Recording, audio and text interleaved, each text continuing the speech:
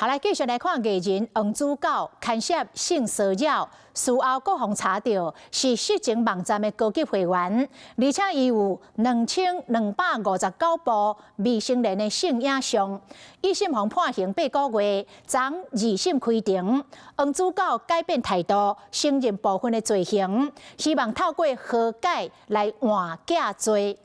一审的判决书嘛来献公，台北市议员苗凤雅直报带观众看判决书，看到这个年纪上小被害人只有10岁，是脑梗啊甜，痛骂讲这种人无应该搁回到演艺界。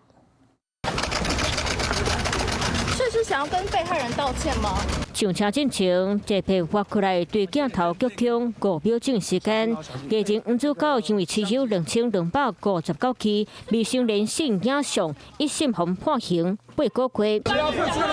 高院昨下晡开庭，黄子佼伫咧法庭态度有例外改变，承认部分犯罪，希望当和解换假罪。不过随一审判决书内容公开伫咧网络顶，嘛引起讨论。这些让人觉得很不舒服的地方，其实正是为什么他们不应该又再回来变成偶像明星的原因。那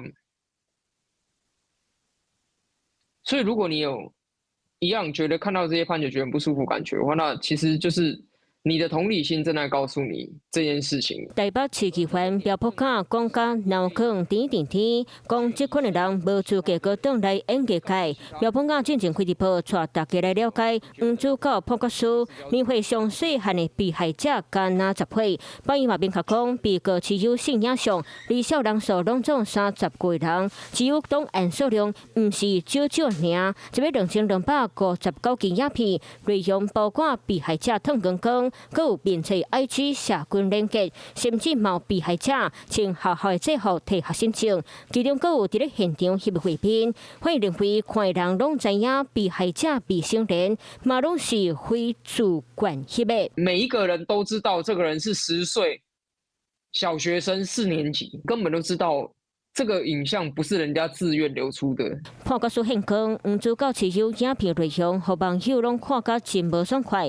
二审是要判假罪，嘛互社会拢看甲目头角角，拢唔敢相信。Hello， 我是林明瑞。想要抢先掌握最及时的新闻资讯吗？赶快订阅、按赞、开启小铃铛，锁定我们华视新闻的 YouTube 频道。